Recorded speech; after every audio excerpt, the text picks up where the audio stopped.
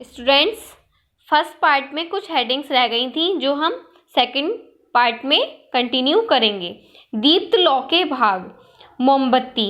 एक मोमबत्ती एक स्तंभ का रूप या मोम की ठोस अवस्था है जिसमें मोमबत्ती के मध्य में धागा या बत्ती होती है। आपने मोमबत्ती देखी होगी, उनके बीच में एक धागा निकला हुआ होता है, तो जिसमें मोमबत्ती के मध्य में धागा लगा हुआ होता है उसे हम क्या कहते हैं? बत्ती कहते हैं, जो उसकी पूरी लंबाई में विद्यमान होती है। मतलब जितनी लंबी मोमबत्ती होती है वो धागा उतना ही लंबा होता है, उसके बीच में विद्यमान होता है। वह मोम होता है जो बत्ती के जलाने पर पिघलता है। जो बाहर की साइड से सब लगा हुआ होता है मोमबत्ती के, वो क्या होता है? मोम होता है, जो बत्ती के बाहर की साइड लगा होता है। और बत्ती को जब हम जलाते हैं तो वो मोम पिघलता है। पिघला हुआ मोम बढ़े हुए तापमान तथा कोशिका बल के कारण बत्ती के रेशों द्वारा ऊपर जलने के स्थान पर वाष्पित होता है तथा जलकर लौ को जलते हुए रखता है। मोमबत्ती की लौ पीली तथा दीप्त होती है, जो मोम की अपूर्ण ज्वलनशीलता द्वारा ताप तथा प्रकाश प्रदान करती है। मोमबत्ती पैराफिन मोम द्वारा बनती है। मोमबत्ती किस मोम द्वारा बनती है? पैराफिन मोम द्वारा बनती है, जो एक पेट्रोलियम उत्पाद है तथा कच्चे तेल के प्रभाजी आसवन से प्राप्त होता है। पैराफिन मोम हाइड्रोकार्बन का मिश्रण होता है जिसका गलनांक तथा ज्वलन बिंदु कम होता है। गर्म करने पर वाष्पित हो जाता है। इसमें कार्बन की उच्च प्रतिशत होती है, अतः जलने पर काला अवशेष उत्पन्न करता है। नेक्स्ट हेडिंग, ईंधन। ऐसे धाप पदार्थ जो जलने पर अधिक मात्रा में ताप तथा प्रकाश प्रदान करते हैं ईंधन कहलाते हैं, जैसे लकड़ी, चारकोल, पेट्रोल, मिट्टी का तेल, एलपीजी। ईंधनों का वर्गीकरण। पदार्थों को विभिन्न अवस्थाओं के अनुसार ईंधनों को ठोस, तरल या गैस ईंधन में वर्गीकृत किया जा सकता है। ठोस ईंधन। आज भी हमारे देश के ग्रामीण क्षेत्र विभिन्न ईंधन जैसे जलने की लकड़ी, कृषि के अनावश्यक पदार्थ, जंतुओं के गोबर के उपले, कोयले आदि पर निर्भर हैं। ग्रामीण मतलब आज भी हमारे देश में जो आसपास के क्षेत्र, गांव के क्षेत्र हैं, वहां पर चूल्हे जलाए जाते हैं, जलने की लकड़ी वहाँ उसमें यूज़ होती हैं, और जो जंतुओं के गोबर के उपले होते हैं वो भी जलाते हैं, और कुछ लोग कोयले आदि पर भी निर्भर हैं। वे पदार्थ जो सामान्य तापमान पर ठोस हैं तथा जलने पर ऊर्जा प्रदान करते हैं उन्हें ठोस ईंधन कहते हैं। तरल ईंधन। वे तरल पदार्थ जो जलने पर ज्वलनशील वाष्प उत्पन्न करते हैं उन्हें तरल ईंधन कहते हैं। उदाहरण के लिए जैसे मिट्टी का तेल, पेट्रोल, डीजल, अल्कोहल आदि। आग जलाने के लिए मिट्टी का तेल, पेट्रोल, डीजल, अल्कोहल का भी प्रयोग किया जाता है। गैसीय ईंधन। गैस या गैसों के मिश्रण जो जलने पर ताप ऊर्जा प्रदान करते हैं उन्हें गैसीय ईंधन कहते हैं। गैसीय ईंधन के कुछ उदाहरण हैं एलपीजी, प्राकृतिक गैस, जलीय गैस, उत्पादक गैस, हाइड्रोजन गैस, जैविक गैस। ईंधन की विशेषताएं।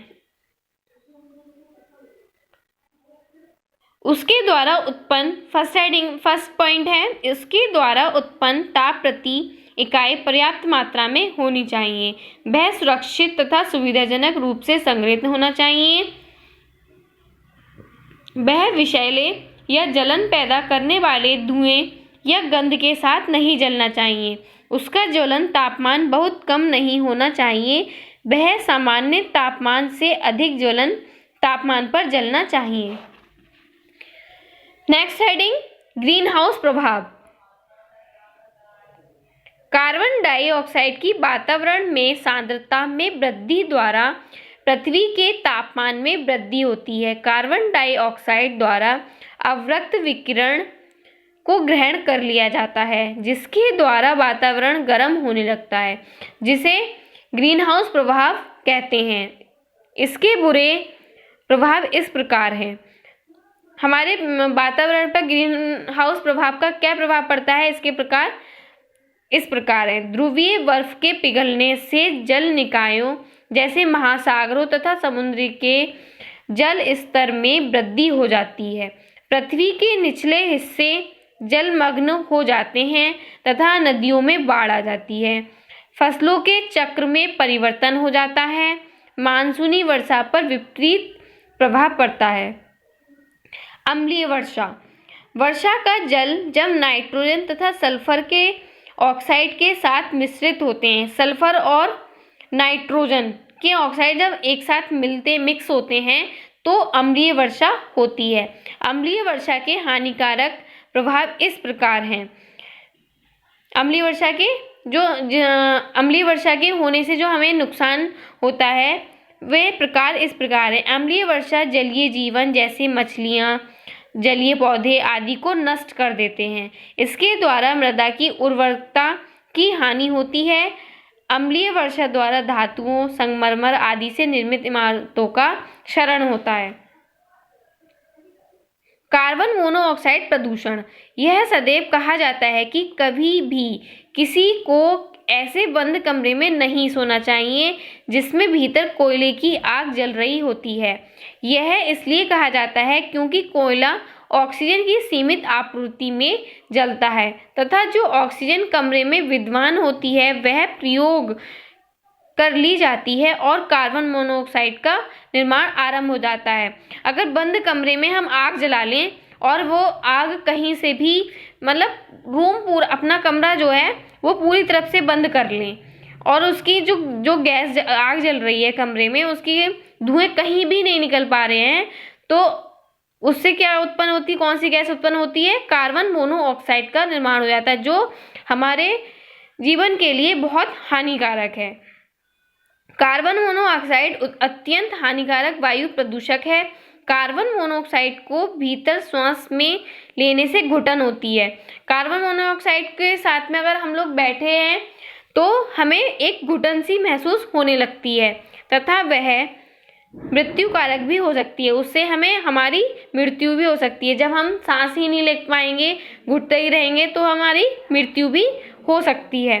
कार्बन मोनोऑक्साइड रक्त की लाल रक्त कोशिकाओं के हीमोग्लोबिन के साथ मिश्रित होने पर कार्बोक्सी हीमोग्लोबिन बनाती है। ऑक्सीजन के साथ स्पर्धा करते हुए ऊतकों में ऑक्सीजन की कमी उत्पन्न करती है।